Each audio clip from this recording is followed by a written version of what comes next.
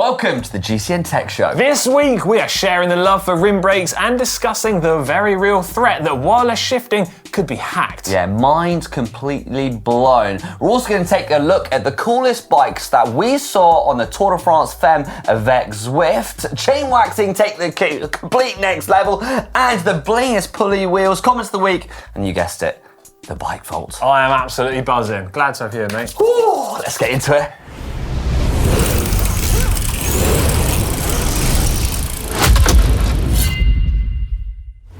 Okay, right, this week for our main talking point, we are not only discussing the fact that wireless shifting could actually be hacked. What?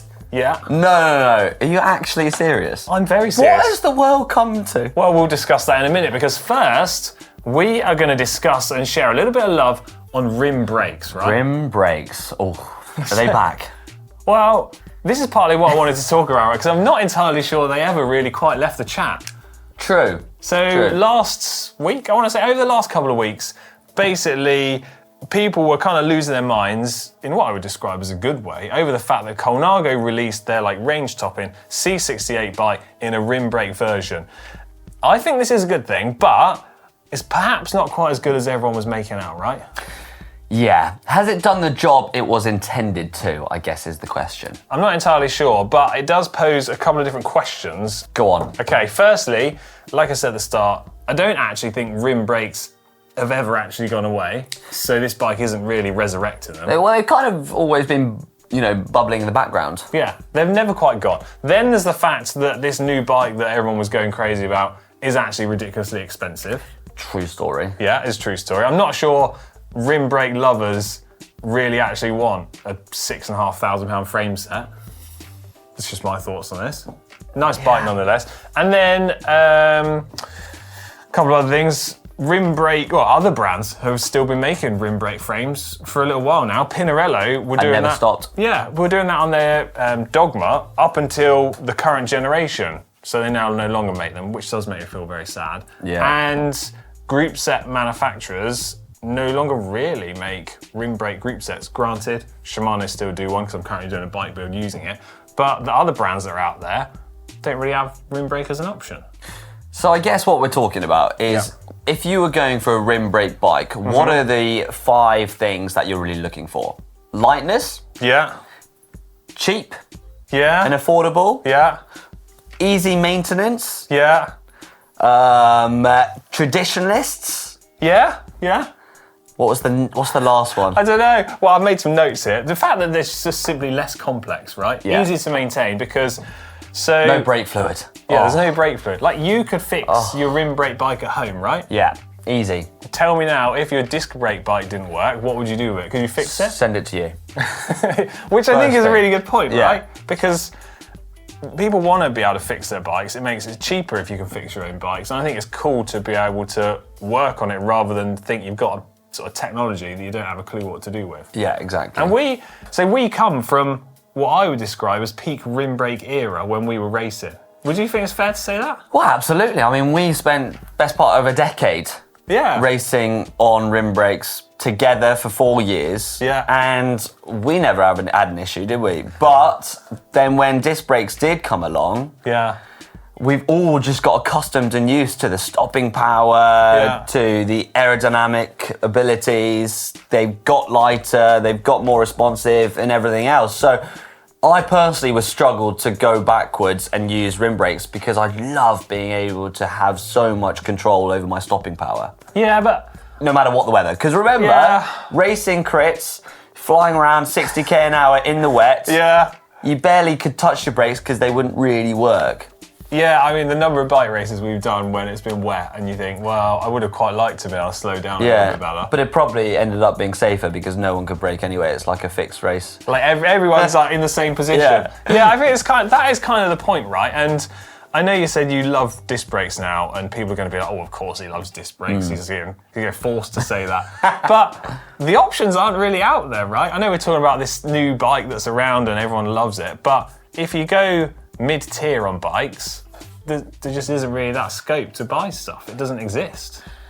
No. And then we always have this argument of rim brake versus disc brake and which system's better. But I don't think anyone can ever argue that a rim brake in terms of braking performance is better than a disc brake. I don't think you can argue that, can you? No. Because it isn't. It's an inferior braking system. Yes. But there's other elements to add into the mix, like the weights, the ease of maintenance, the stuff that you mentioned at the start. And that's when you think, well, yeah, rim brakes are cool for some people. So the question I'd like to pose to the audience and to you is, will Colnago bring out their next bike with rim brake or disc brakes? Probably not, to be honest. No, I think they're going to keep it with, well, I mean, that C68 platform is like really lends itself to it because it's, well, if people aren't aware, it's a lugged modular construction handmade in Italy. So different sections are pieced together by hand. So you've got the option of just switching out one part for the bit that's got rim brakes on it. Yeah. Pretty easy. Whereas if you go in like mass production, monocoque, one big mold, well, you got to start from scratch again, which feels like very costly.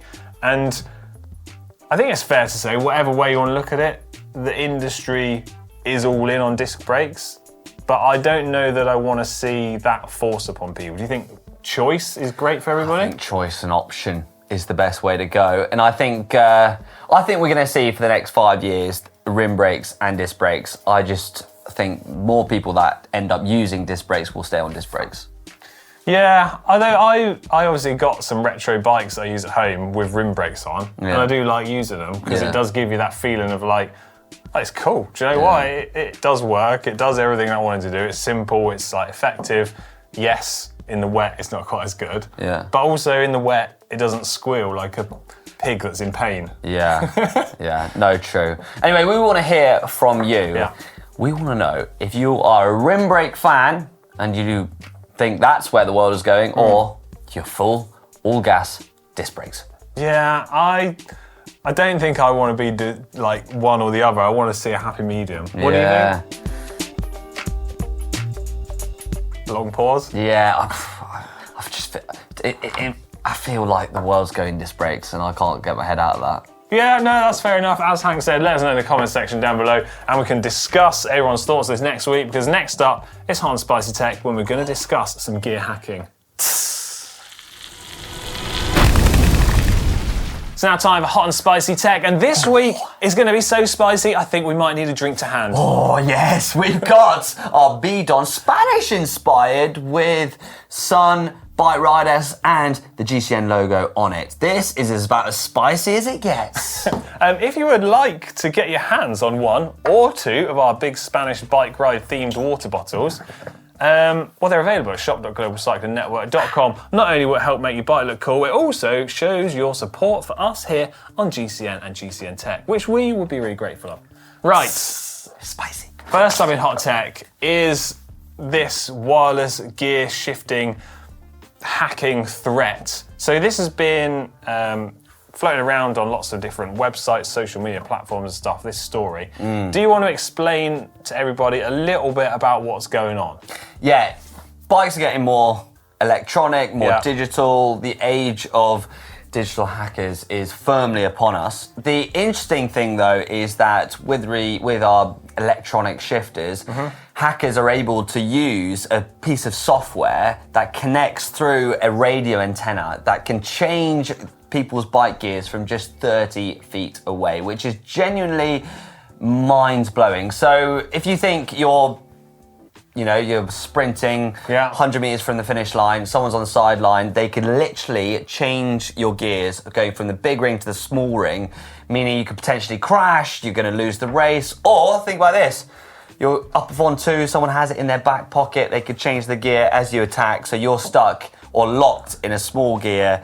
And worse, imagine being able to change someone's bike into the big chainring up a massive climb.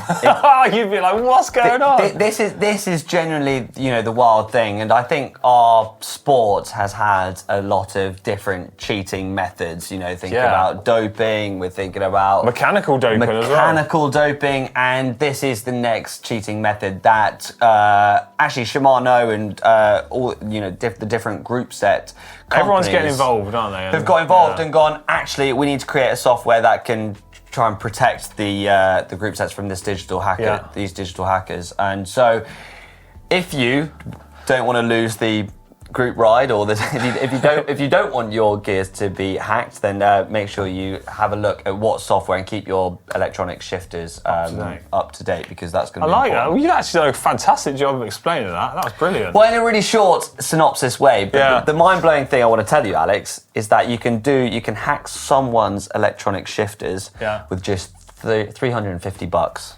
So all you need is a laptop, piece of software, a transfer receiver, and an antenna, radio antenna, and that can be made smaller, really easily, and that can fit in a back pocket, a team car on the sidelines. Okay, right. I mean, try and unpack that for me, mate. Right. It's all kind of feeling a little bit too far-fetched for me, a little bit like conspiracy theory. Now, the article, I was actually sent the article and sent a video from a site called Wired, where they're discussing that researchers from the UC San Diego and Northeastern University have revealed this technique where they say they could hack Shimano wireless gear shifting systems to either stop them working or like change them manually, like you were explaining. It just feels to me like this is something that could maybe be done in theory rather than in like a race situation, for example. Now, do you want to hear why I feel like this is the case? So I've read through this, and as you say, Shimano have actually got involved, and we'll discuss some of that in a minute.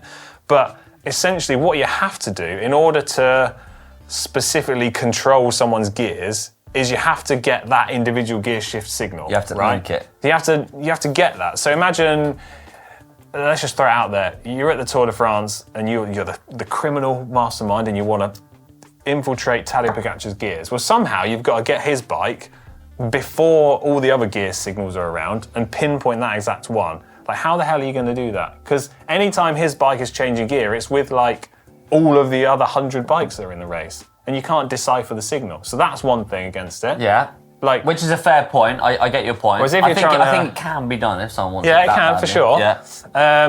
So then there's a couple of other ways. You could block everyone's gears from working. Yeah. Which means nobody can simply change gear, which is really like not a good situation for anybody. No. Or you could block everyone's gears apart from your own, because that way you can detect your own gear signal. I mean, everyone else's gears don't work, mine are the only one that work. Whereas I think that is a far more realistic possibility. Yeah. As I say, in my eyes, it's a little bit too far-fetched, but I do have some information here because this article was specifically referencing Shimano gears. Obviously, there's other gear systems out there. So Shimano have actually said they've identified and created a new firmware update to enhance the security of Di2 wireless communication systems. So they haven't specifically said this is a vulnerable area that has been exposed. They've just said they've created an update, and all the pro teams have had that update straight away, and then they're going to roll that updated firmware out for people like us, the average Joes, to get at a later date. So you'd assume that's by some sort of way. That shows there is an issue here. I think the crazy thing is, though, and I think, like you say, I think in practicality, I think it is actually quite hard to hack Tadej Pogacar's bike. But what we've exposed here, or what Wired's exposed in this document, is that it can be done. Well, this tech is not new. It's been around.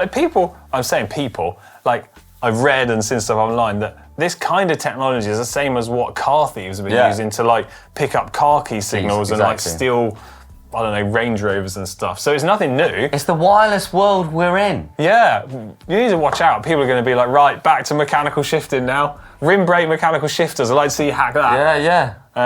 Well, there you go. I'm glad I've got it off my chest now. Well done, mate. Guys, it's all up to you. Get involved in the conversation below.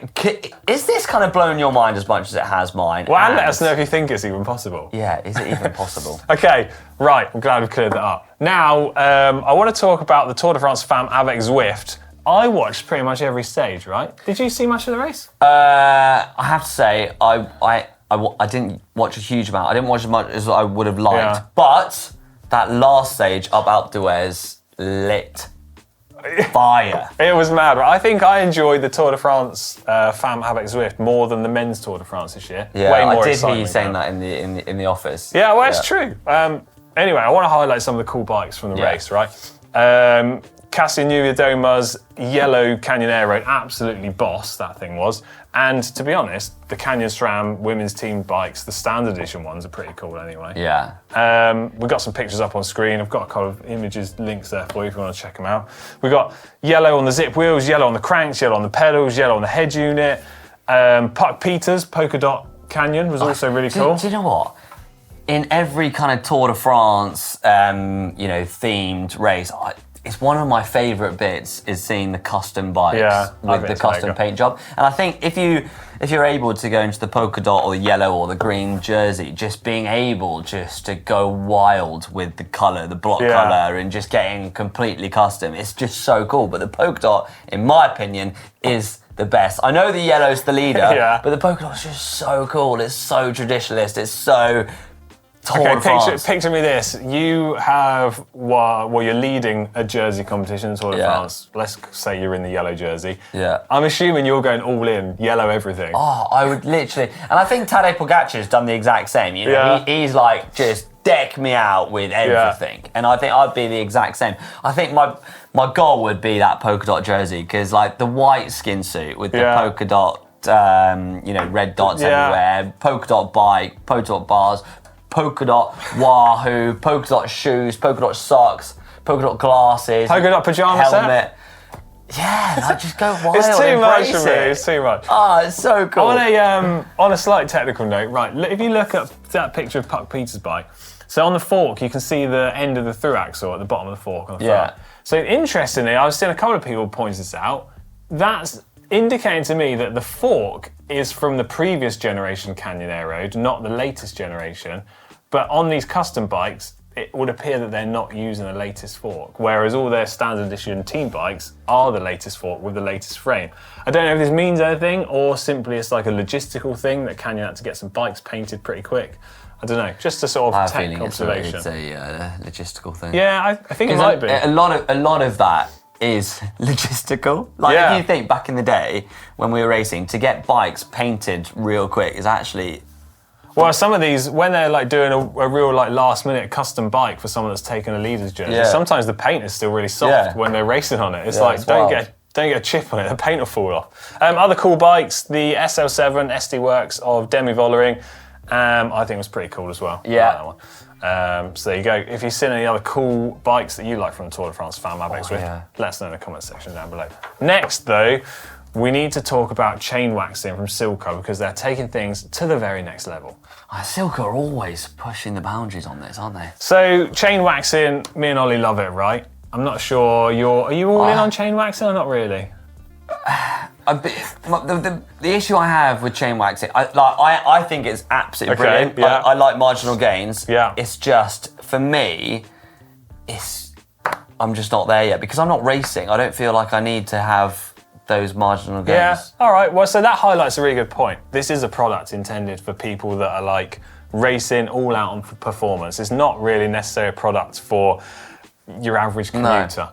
So you've got Silca's base super secret chain wax, right, which they've used as their benchmark. And then you can add in either the speed chip or the endurance chip. I feel like the name is giving away what each one is doing. Yeah. One is trying to increase the efficiency of the chain. That doesn't last as long. But it doesn't last as long, whereas the endurance chip is increasing the longevity of the chain wax application, but at a slight cost of speed. So the chips are going to be $29, €35, £29, and according to Silca, you get 5% off if you buy 2 or more, 15% off if you buy 4 or more, and then you add these chips into your standard Silca wax base, and then you can tweak it. There's only a certain amount you can put into like a 300-gram bag of wax, so you've got to get the proportions right, but it's all divided up ready for you to rock and roll. It's just wild. It is wild.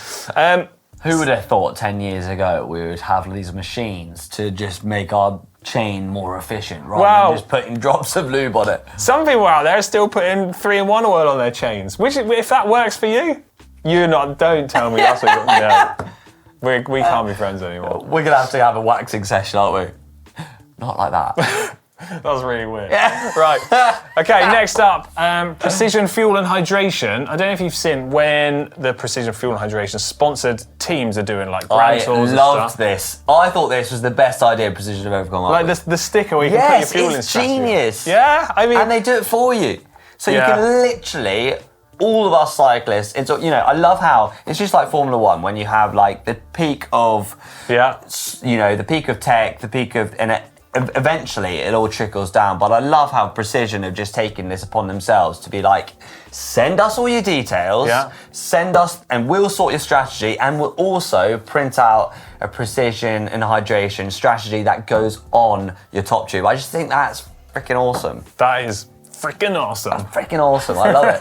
I just wish they did it for me back in the day because I was like writing it down, but we didn't even have the hydration. We used to have handwritten notes on our handlebars. Yeah, it was just all about the route. We sound like a pair of old granddads now. So in my day, we had handwritten notes. Mate, we're getting old, bro. We are getting old. Yeah. Right, finally in hot tech, I want to talk about some bling pulley wheels that I mentioned at the start of the show. I haven't actually seen these guys, so a friend of mine gave me these. So he's like a sort of brand ambassador. He was like, hey, I've got you some bling pulley wheels.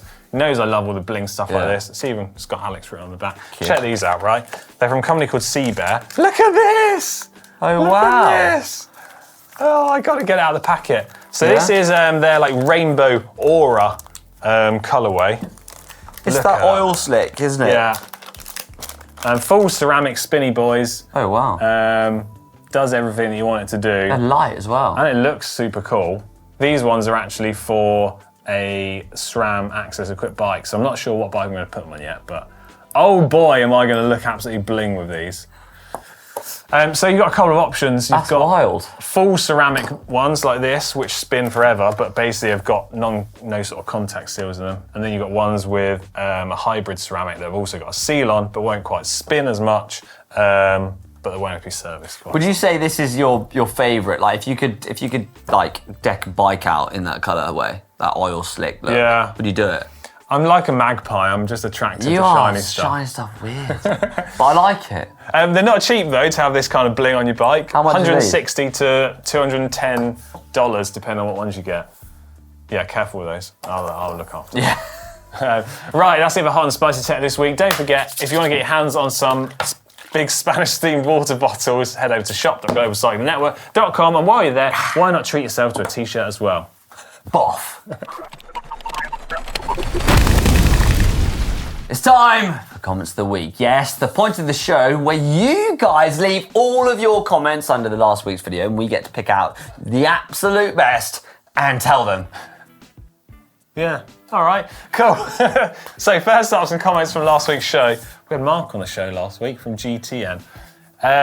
Bikes. Specimen of a man. Bikes Can Walk 670. Is expensive better? One thing people should consider first is the level of skill or ability that one has. You can buy an expensive piece of kit, but have only the marginal skill or ability, and you're not going to get the benefit of a costly piece of kit. You cannot simply buy skill or ability. Do you know what springs to mind? All the gear, no idea. Yeah, I mean, that springs to mind for a lot of people, to be honest, but if you're interested and passionate in it, this is the beauty of cycling, right? You can get the stuff and enjoy it. I was just going to say, cycling is not just a sport about fitness, it's also a sport for kit. Yeah, like equipment is an inherent part of cycling, and that's obviously the draw for a lot of people, is that you can get all these cool little bits. Yeah. Like look at me with those pulley wheels. Love them. I mean, I don't think you'd be in cycling if the tech wasn't around. If there wasn't shiny stuff. Yeah. You know. Right, we've got another comment under that by WordPress. Cycling technology is so outdated compared to cars. We want heated seats, steering wheel, lane assist, automatic transmission, head-up displays, and so on. Can you do an episode on that? Do you know what? It's funny you was just, saying that because we were just having a conversation about how we can take bits from a race car and add it to a bike. And I think there's definitely a video in there, Alex. Do you think you want a heated seat on your bike? What? Little warm bum bum? I just think it'd be, you can take... I think you could do like this like amazing kind of like comparison between bike and car and just see how much tech you can transfer over to a bike. Tell you what I would love to have in winter is heated handlebars. That would be a game changer, wouldn't it? That would be blooming great. Changed my life on the motorbike. I'm not sure. Automatic gears already exist. Heads-up display kind of exists in those glasses that I worked about. Lane assist I'm not sure we're seeing that anytime soon. That'd be terrifying. Yeah. Right, a couple of comments under my Neo Retro build from the weekend. First one is from Kahundarian563. They say, amazing build, but you could do better with the handlebars. They just seem off because of the angular stem mount section. If I'm honest, I had that same feeling.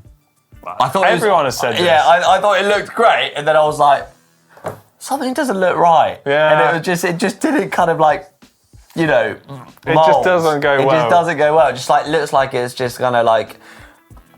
It's just sort of plonked on. Yeah. It's like plonked on. Well, that is essentially what's happened. I kind of said this in the video. I was like, do you know what? I don't think I like the handlebars, which is devastating because they're a £700 pair of handlebars. Yeah. So that's upsetting me slightly. Yeah. Anyway, Yules_3000 says, if anyone measures this bike by financial value or by functionality rather than emotional value, they're doing it wrong. And they say they can't wait for episode 3. Yeah, I think you might have to do a bonus film. I feel like I want to do an extra one where I kind of explain some of the like bits that went wrong along the way and bits from like, do you know what, I wish I'd done that a bit better. Because that's the bit people like to see when it goes wrong. Still time, my friend. Under Calvin and Truman, we got Scott who said, what is going on in the world? Sloth fever virus symptoms is a trending search. Right, so I had to go back to this time code in the video because I was like, what on earth are they talking about? So there was a bit of screen float within the video where we had like a Google search come up, and the first suggested search was sloth fever virus symptoms. Who is searching for that? That's wild. Richard Childs, 8173 says, those two guys are great. They work with each other so well. I've seen the older gentleman in Fix-It videos before, and his knowledge and ability to convey it are all close to, if not legendary. I mean, Calvin is a legend. Legend. I was going to say, in the bike tech industry maintenance world, he is an absolute legend. And go on. It's end of the comments of the week. Thank you so much for all of your comments under the last week's videos. Make sure, if you want to get into this bit of the show, all you have to do is comment and make them interesting, make them good, and they'll be focused on next week's show. But now it's time for the bike votes! If you want to submit your bike into the Bike Vault, you can click on the link in the description down below. It will take you to our uploader where you can put your pictures, your description, and then I will go into the Bike Vault, which is a physical location. I'll rummage around, I'll find the bikes, and then I'll pick them out and put them into the show. Yeah. Yeah. There is a criteria though, remember. But you haven't got a key to the Bike Vault anymore, you've been locked out. Yeah, I've been locked out for a while now. Yeah. And if it's super nice, well, Hank rings the bell. Yeah. Right, first up, we've got, update. The uploader was broken a few days ago, but I think it's fixed now. So get back involved. Yeah. Right, first one, over to you. It's from Richard Mo. Richard Mo always wanted to build a bike from scratch. I think that's the coolest thing about cycling as well. Not that I've done it before, but I'd like to one day. Now I had the chance and build this gravel bike with new second-hand parts. Total costs is about €1,100. Felt FX frame. The Shimano GRX 800 wheels, QCT alloy tyres, Vittorio Torino dry handlebars, There's a lot going on. Debello carbon road bars, saddle, Prologo Zero, tri-pass. I'm going to say there's a lot going on there. Richard Mo's description of his bike could probably do with a little bit of punctuation in there. Yeah, it's quite difficult to read. It's a ba ba ba ba ba ba. Right. But we'll work with it. Importantly, what do we think of the bike? I quite like it. Not for me. No? No. Tell me your thoughts. Why? First off, I'm not a big fan of like the black and the white non-matching bottle cages. Okay, yeah, fine. I never like a chimney. I know that's controversial. No, it's fine. Yeah, I know that's controversial. And I'm not a big fan of the upward sloping stem either. Okay, also I'm going to say the handlebars are positioned quite high. There's not much section of the drops where you could get much leverage on there. Are we going to go nice? Yeah, we'll go nice. Sorry, I'm really nitpicky, like, because I'm like, when I like something, I like something. Yeah. You know? At Noptimized brackets Andrew, I'm going to skim through this. They say they've lived in Milan for 20 years and they've found this Rossignoli, or I guess as they say it, or Rossignol, for sale in Vancouver. The shop was near their apartment. The bike was originally ridden by a Canadian athlete training in Italy. They've got a mix of parts, Durace 7300, 7800 derailleurs. Basically, it's like a tricked out old school bike. Now, this thing is off. Look at the picture, right? Go down, you're going to be amazed. I actually think look at this bike. It's one of my favourite bikes I've seen. That is so cool. Do you know what I love? Go on. Talking of bottle cages, that bottle cage with wings on. Yeah. Really, like, just goes so well with the bike. The little... I can see myself, you know, like, bimbling around La Rochelle on that. I could see you like in the south of France, just going, pop, up, you know, with a basket on with my baguettes. Baguette. Maybe sort of garlic around your neck as well. Yeah, that. Yeah, go on, supervise it. Supervise it.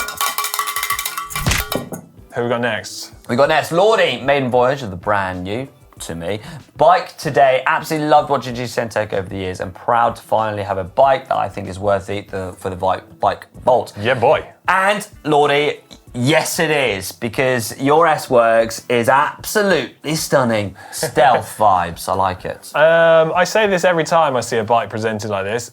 It upsets me there's a chance the lever might get scratched against the wall. That's all. That's all. If I want to be fussy about it, I think I can afford to be fussy. You can afford to be fussy, yeah. It's in the right gears. The valves are aligned. No accessories that are necessary. Tan walls. Should we supervise this? Yeah, let's supervise this. Yeah. Well done, Lordy.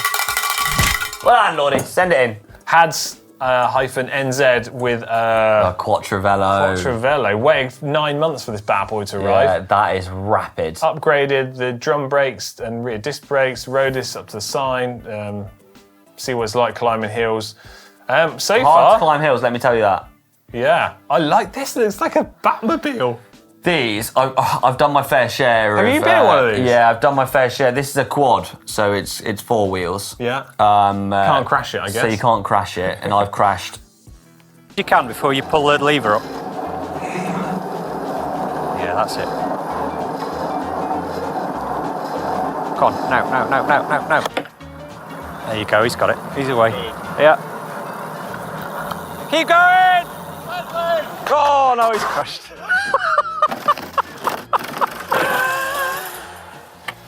What happened then? Yeah, there you go. So I've crashed a fair few recumbents, and that one, I've got to say, absolutely love. I do also love these recumbents that are so loud and proud in colour. Yeah. Like, it's that, like, fluorescent green. Yeah. And it just looks fast standing still. But yeah, I bet that when you get it up to 40 mile an hour, 60k an hour, that would fly. I've still not been in a Fed recumbent, and it's really upsetting me. Yeah. We'll make that happen. Oh, ow. That was... But that's super nice. Let's give our recumbent a super nice. I'll take that upon myself, sorry. Thank you. Right, what's next? Next is Glenn Van Hulst with a 1993 Bianchi TSX full Campagnolo record 8-speed with Mavic Cerium SLR and Cinelli bar and stem. Yeah, boy. Yeah, boy. I mean, it's difficult to see, but that's a beautiful bike. Yeah. Right? This is, see, when I grew up watching cycling, these are the bikes that they were riding. Yeah, I've got a soft spot for this kind of type of bike. Yeah. You know, this is like peak rim brake kind of stuff. Yeah. I'm loving it. And round tubes, like thin round tubes, slam stems, negative stems, sorry. Really flat saddles. Yeah. Like there was no tilt in the saddle. It was just like bangs like flat. You got some massive gears on there. It's just, and you also back then you had bigger frames and smaller seat posts and stems. Yeah, like sloping top tubes. And I just think they're so cool. Like nowadays, it's all about compact everything. Yeah, compact, small frames, seat post, long stem. Yeah. And I just love that vibe. I got to say. I think the proportions are good. Yeah, and I also like the look of the really thin tyres, like the 21mm tyres. Little skinny boys. Yeah. All right. I wouldn't like to ride it, but I'd like to. Go on, make me deaf again. There we go. Next in, this is Albert. Says they've been saving for over a year. Couple of months building, buying tools, dialing in their position. This is a Windspace T1550D frame set. Like it. You said you're not a fan of black and white, but do you like this bike? I like it. I don't love it. Yeah? Yeah, I think Windspace, all for Windspace, absolutely, love them. Awful or all for it? No, all for it. Oh. I think they're doing great things. It's just, for me, that bike specifically, okay, just isn't, like, I don't think, there's nothing different about it, it's just... Yeah, all right. But that's my opinion. What's yours? Nice. Nice. Right, the last bike in the bike roll this week. Right, it's a special bike. It's my wife's bike. This is Chloe's bike. People, if you don't remember Chloe, you need to go watch our Big Sugar gravel race video from last year. So some people remember Chloe, some people won't. Chloe's my wife. Shout out to the wife. Yeah, but anyway, this is Chloe's newest bike, which I actually put together and built about 2 months ago now for her. What do you think of that? Oh, wow. Right? Oh my gosh, she's gone for Envy. It says Envy bar and stem. It says Envy Melee frame, Envy bar and stem. Moly. Tricked out, got Durace rims built up onto Hope silver hubs. Sorry, how much did that set you back? A lot. That is outrageous. I bet the price of that. Well, I mean, Chloe's paying for it. Chloe's saved their pennies outrageous. up. Should I read out the description that Chloe sent me? I'm a massive fan of that. So Chloe has said, she owned a previous bike, a Canyon Ultimate, of 5 years, decided it was time for an upgrade, saved all the pennies up to buy the dream bike, Envy Melee road bike, Ultegra 12-speed, Durace wheels with tricked out like Hope Pro 5 hubs, Vittoria tyres, and the holographic cool logos on the frame. Do you know what would go really well with that? Go on. The jockey wheels. I asked Chloe if she wanted the like bling pulley, but she said no, didn't want them. I think that would just tie up. Right, look. That's the end. Well, you've got to judge it. Well done, Chloe. Well done, Chloe. The biggest ring of the bell. Right. That's it. That draws the bike vault. It draws this week's tech show to close. Hank, it's been great having you on the show. Thank you, my brother. It's been an absolute pleasure. Thank you so much for watching. If you've enjoyed it as much as I've been presenting it, then you know what to do. Hit that thumbs up button and get involved in the comment section below. Not just for the lead stories, but also for what you think about the show. Yeah. Do you know what? I love filming the show. We never get to film videos together anymore. I really miss it. Don't worry, mate. It's been great. More to come.